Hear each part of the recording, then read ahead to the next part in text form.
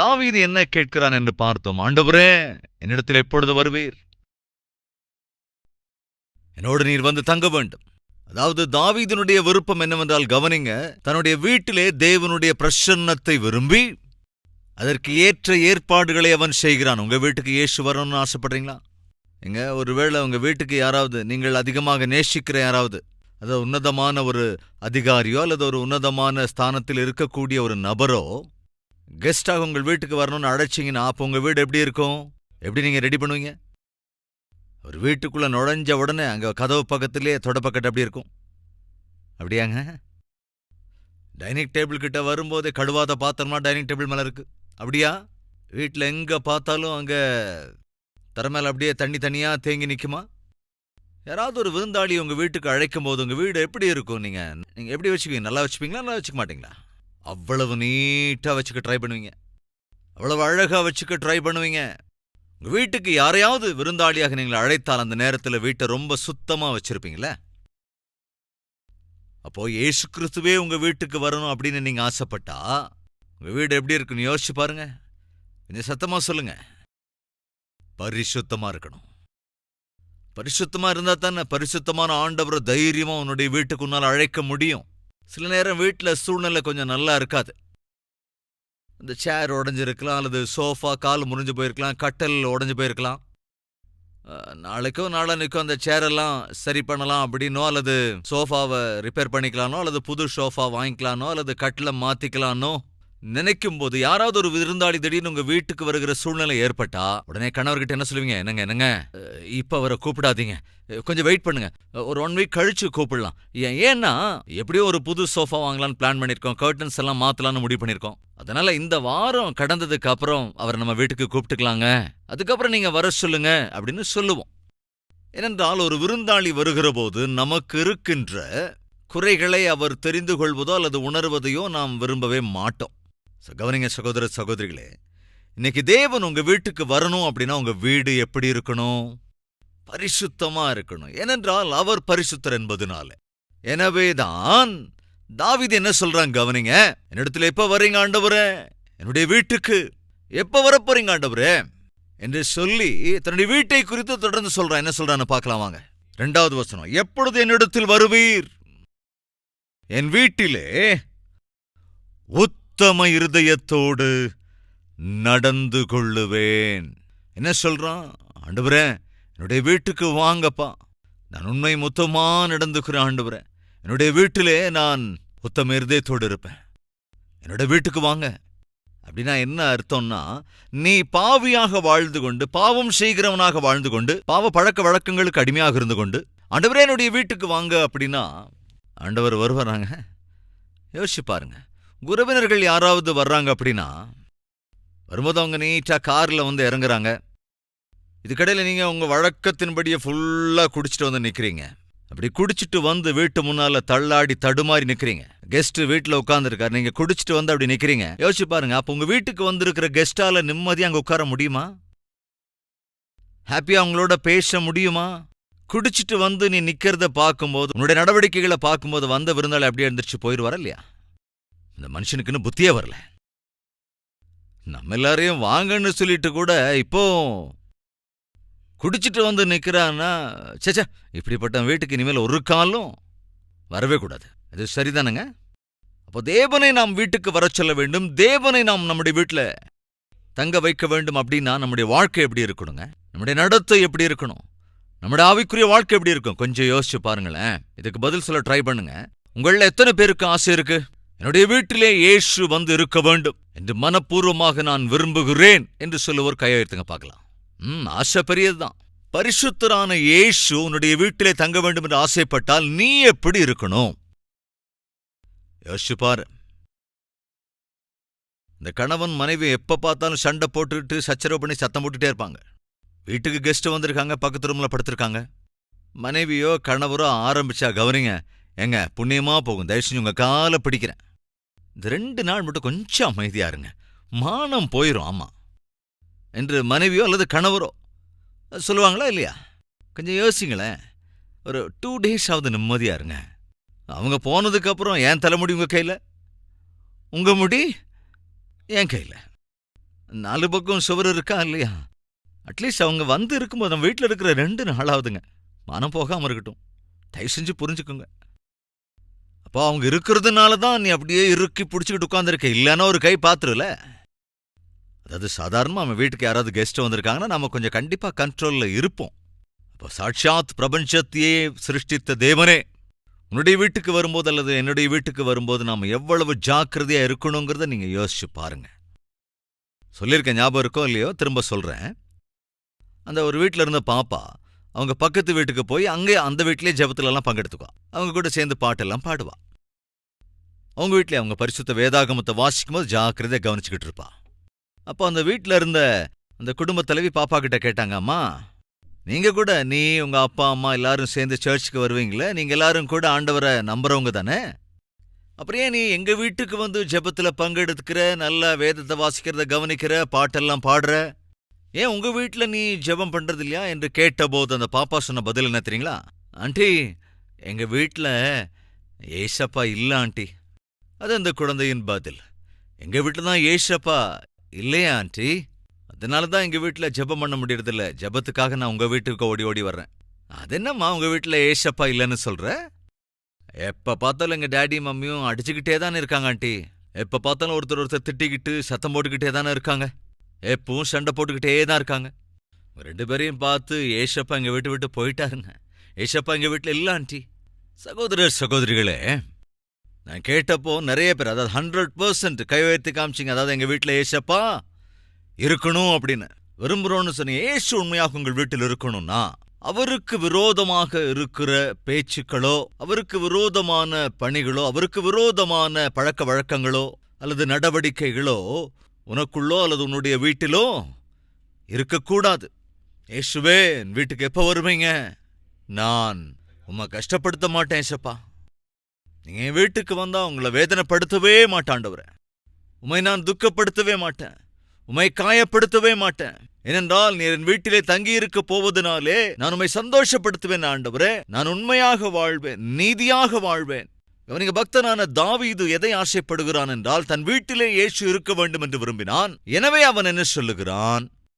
நீர் என்னிடத்திலே வந்து என் வீட்டில் நீர் இருக்க வேண்டும் என்று நான் விரும்புவதால் நான் என் வீட்டை பரிசுத்தமாய் காத்துக் கொள்ளுவேன். என்ன சொல்றான் பாருங்க. என் வீட்டிலே உத்தம இருதயத்தோடு நடந்து கொள்வேன், தீங்கான காரியத்தை என் கண் முன்னே வைக்க மாட்டேன். இருக்கிற வீட்டுக்குள்ளே பரிசுத்தம். அடுத்ததா என்ன சொல்றாங்க? தன் கண்களிலே பரிசுத்தம். இந்த அநேக குடும்பங்களிலே கவனிங்க, பரிசுத்தம் என்பது குறைந்து கொண்டே இருக்கிறது என்பதுதான் உண்மை. அதிலும் குறிப்பா அந்த செல்போன், ஸ்மார்ட் போன்ஸ் எல்லாம் கைக்கு வந்ததுக்கு அப்புறம், ஸ்மார்ட் டிவி எல்லாம் வந்ததுக்கு அப்புறம் அவைக்குரியவர்கள் தான். ஆனால் பரிசுத்தம் குறைந்து போகிற ஒரு சூழலில் வாழ்வது உண்மையா இல்லையா? மகனோ அல்லது மகளோ, அதேபோல கணவனோ அல்லது மனைவியோ இன்றைக்கு ஸ்மார்ட் டிவியினாலே தங்கள் கண்களை மிகவும் பரிசுத்த குலைச்சலாக்குகிறார்கள். எப்பொழுதும் கெடுத்துக்கொண்டே இருக்கிறார்கள். ஒரு தம்பி வந்து, அண்ணா என்னுடைய கண்கள் பாவம் நிறைந்த கண்கள் அண்ணா, ராத்திரி முழுக்க ஆபாச படமே பார்த்துக்கிட்டு இருக்கண்ணா. அப்போ மம்மி டேடி கவனிக்கிறது இல்லையா? எங்கன்னா நான் போர்வையை போத்திக்கிறேன்ல. எப்படி போர்வையை போத்திக்கிட்டு உள்ளுக்குள்ளதான் நான் பார்க்கறேன்னா, செல்போனை வச்சு போர்வைக்குள்ளதான் ஆபாச படமா பார்க்கறேன்னா. தம்பியே தங்கையே, நீ போர்வையை மூடிக்கலாம் அல்லது கதவை சாத்திக்கலாம், ஆனா பரலோகத்திலிருந்து கவனிக்கிற தேவனிடத்திலிருந்து எப்படி தப்பித்துக் கொள்வாய்? அவர் பார்க்கும் பொழுது அவர் பார்வைக்கு எப்படி தப்பிக்க முடியும் யோசித்துப்பார். ஒருவேளை தாய் தகப்பனுடைய கண்களை மறைத்து விடலாம், ஆனால் பரலோக தேவனிடத்திலிருந்து எப்படி தப்பிக்க முடியும்? அது சாத்தியம் அல்லவே அல்ல. தேவனே, நீர் எப்பொழுது வருவீர் என் வீட்டுக்கு? தாவீது ஜெபிக்கிறான். ஜெபித்து அவன் என்ன சொல்றான் கவனிங்க. என்னுடைய இல்லத்திலே பரிசுத்தம், என்னுடைய கண்களிலே பரிசுத்தம். அது மாத்திரமல்ல, தொடர்ந்து என்ன சொல்றான் பாருங்க. தீங்கான காரியத்தை என் கண்முன் வைக்க மாட்டேன். வழி விலகுகிறவர்களின் கிரியையை, பக்தி இல்லாதவர்களின், பக்திஹீனர்களுடைய கிரியையை, அதாவது பாவம் நிறைந்த கிரியைகளை நான் வெறுக்கிறேன். அது என்னை என்ன செய்யாது? என்னை பற்றிக் கொள்ளாது. தீங்கான காரியத்தை என் கண்முன் நான் வைத்துக் கொள்ளவே மாட்டேன். வழி விலகுகிறவர்களுடைய செய்கையை நான் வெறுக்கிறேன், நான் பார்க்கவே மாட்டேன். தாவீது என்ன சொல்றான்? நல்லா கவனிங்க.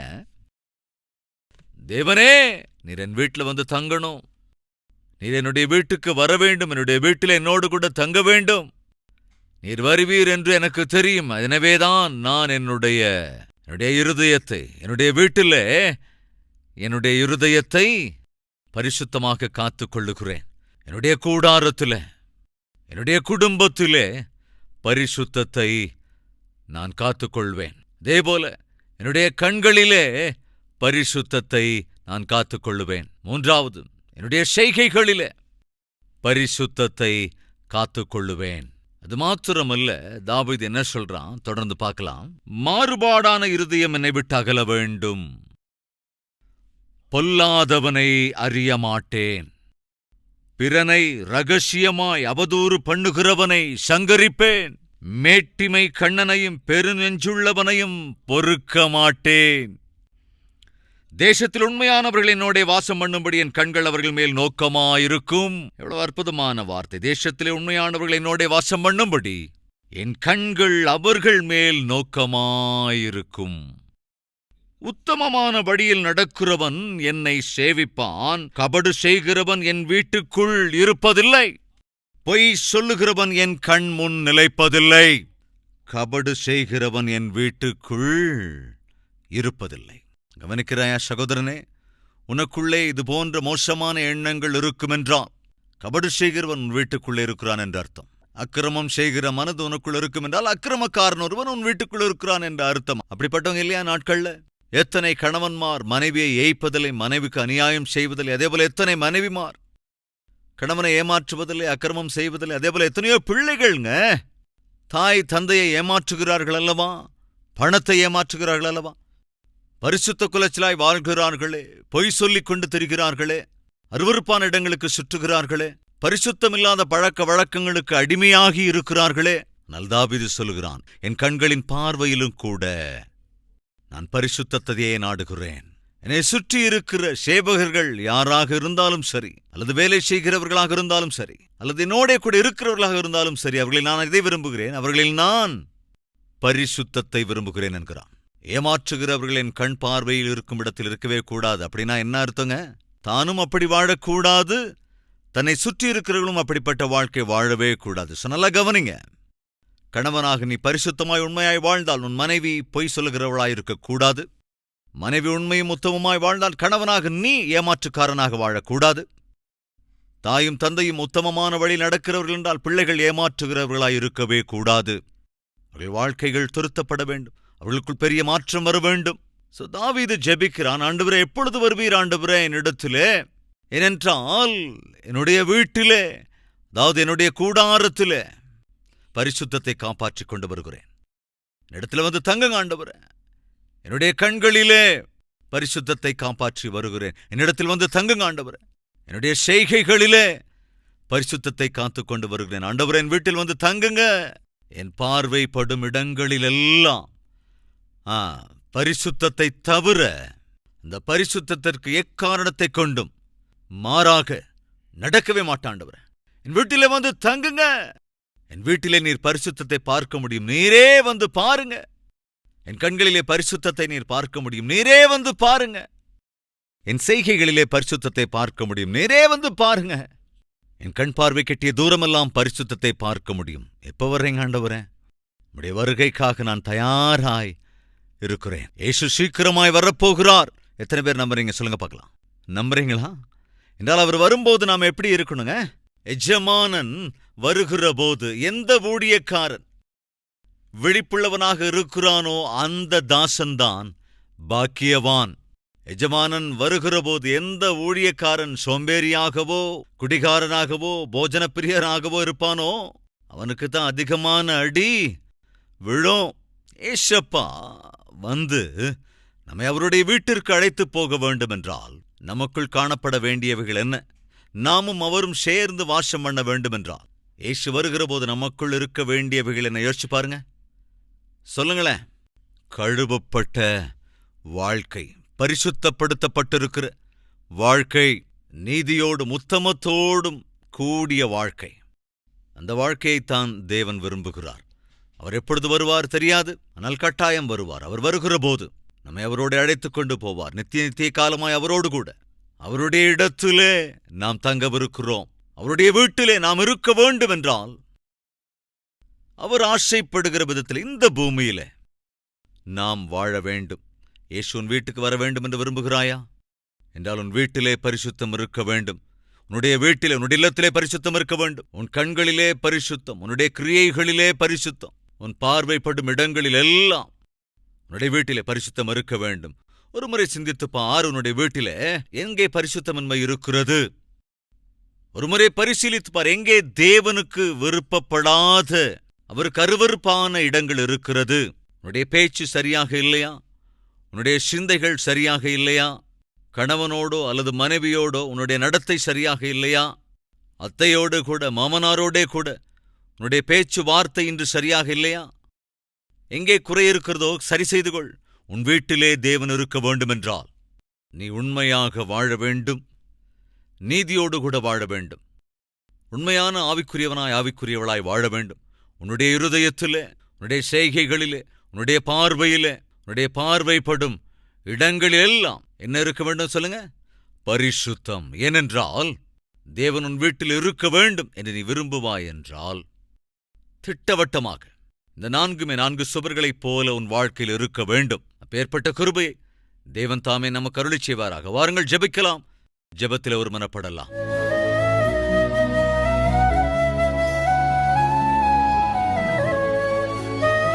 பிதாவே, என் சரீரமே உம்முடைய வீடல்லவா, அதை பரிசுத்தப்படுத்துங்க ஆண்டவரே.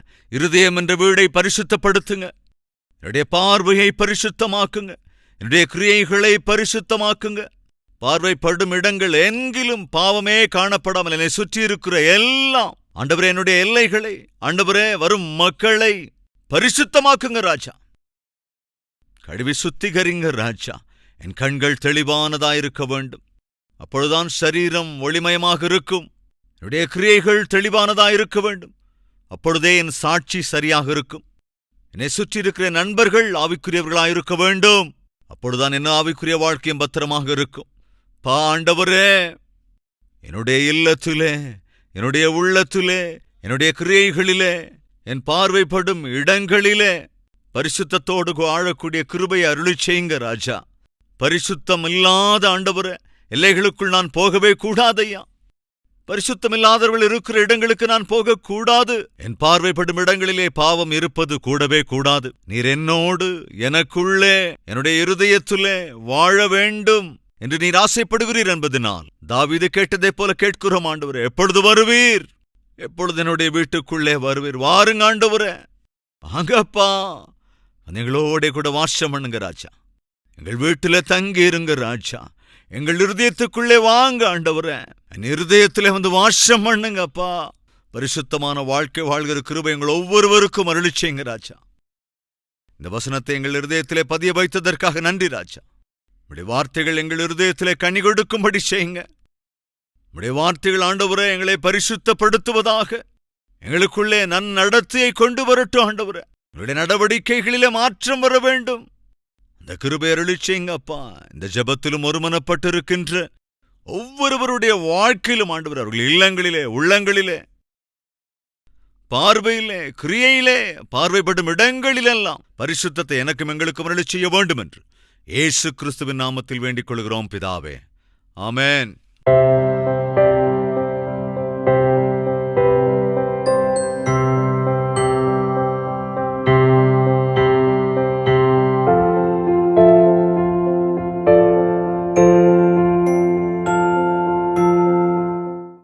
எங்கள் முகவரி: கல்வரி, தபால் பெட்டி எண் 30, குக்கட்பள்ளி, ஹைதராபாத் 72.